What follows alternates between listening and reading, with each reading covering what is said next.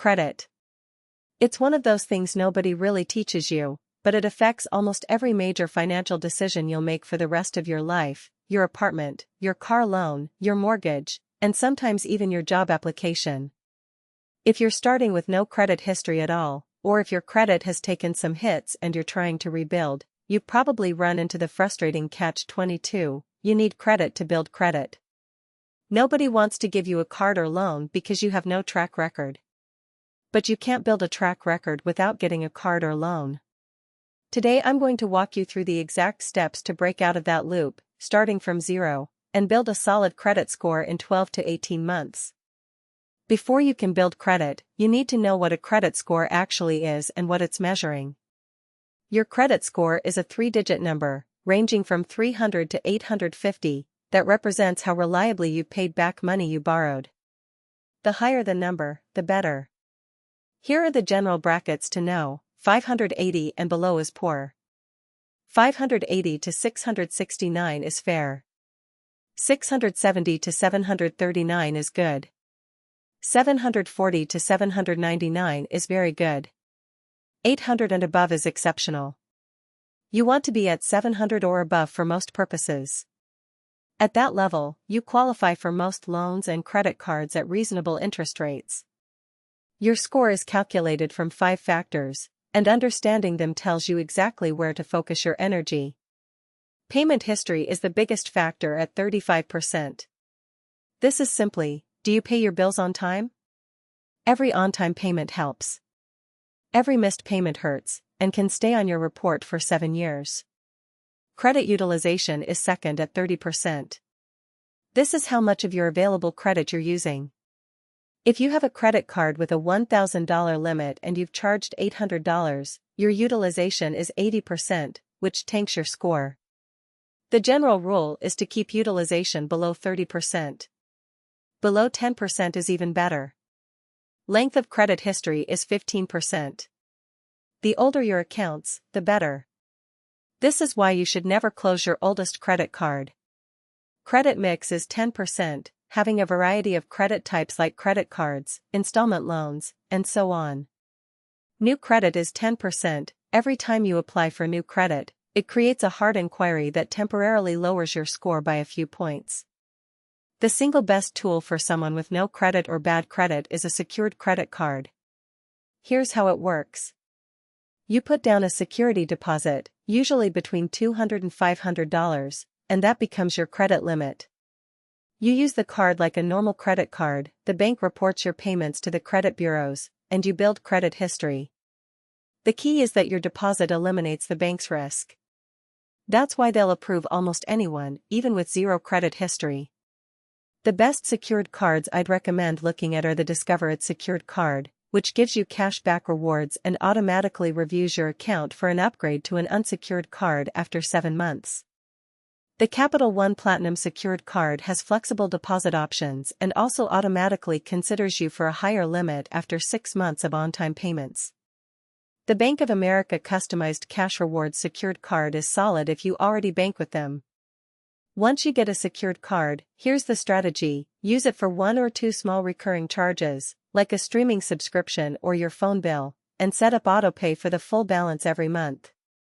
That's it. You spend nothing extra. You pay it off in full every month. You keep utilization below 10%. And the credit bureaus start reporting your perfect payment history. Do this consistently for 12 to 18 months and your score will grow substantially.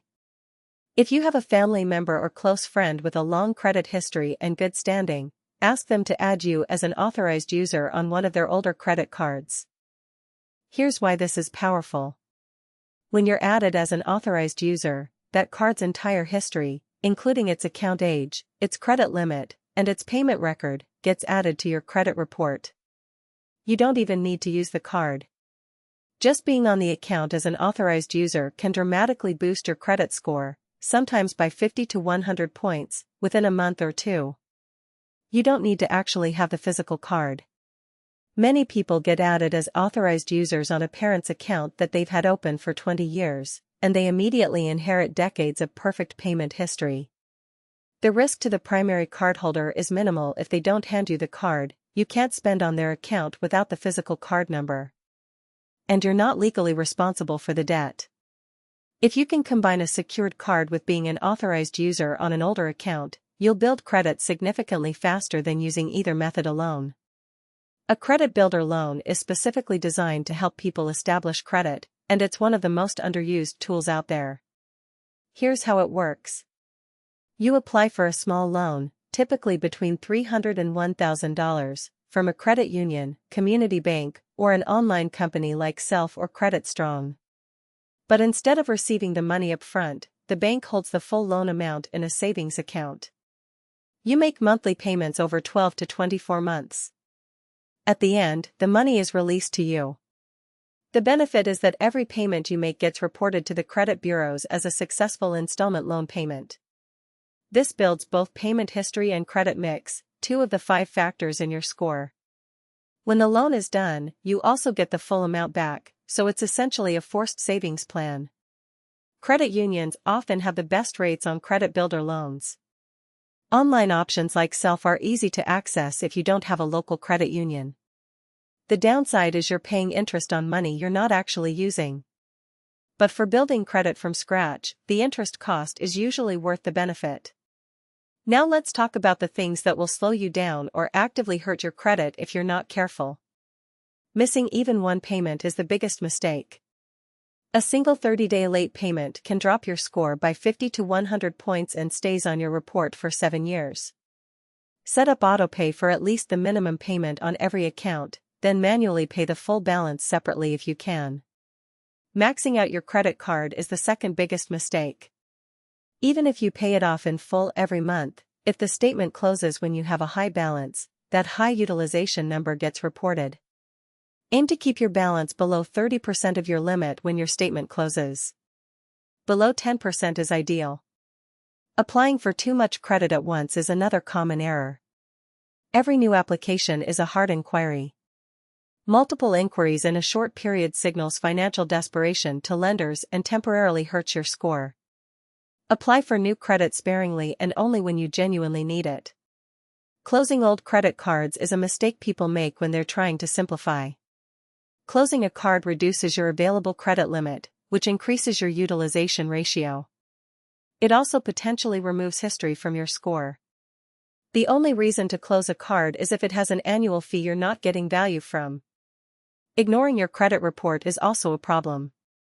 Mistakes on credit reports are more common than you'd think. Incorrect late payments, accounts that aren't yours, or fraudulent activity can drag down your score without you knowing. You're entitled to a free credit report from all 3 bureaus, Equifax, Experian, and TransUnion, once a year at annualcreditreport.com. Check it once a year and dispute any errors you find. Here's an honest timeline for what you can realistically expect. Month 1 to 3, get a secured card, set up autopay. If you can also get added as an authorized user, do it immediately. Your score may not be visible yet if you have no history, but the accounts are now being reported. Month 3 to 6, your score starts appearing and typically lands in the 600 to 650 range with clean payment history. This is the foundation stage.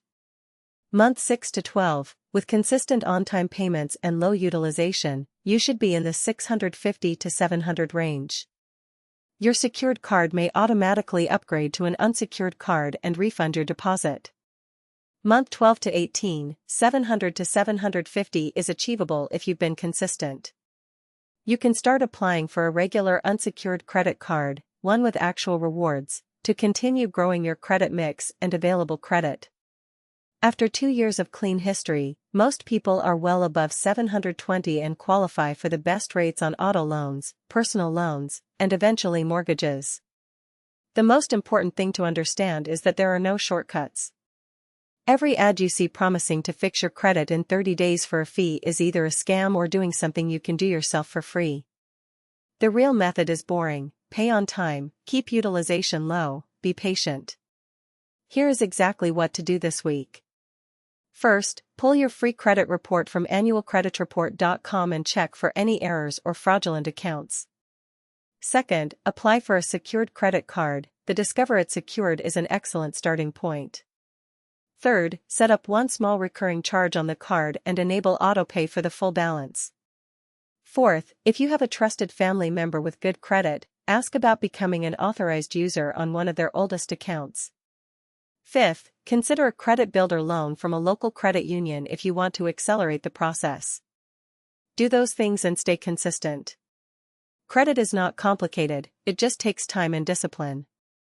But the payoff is enormous: better interest rates on every loan you ever take, better terms on your apartment, and a financial track record that opens doors for decades. Start today. 12 months from now you'll have something real.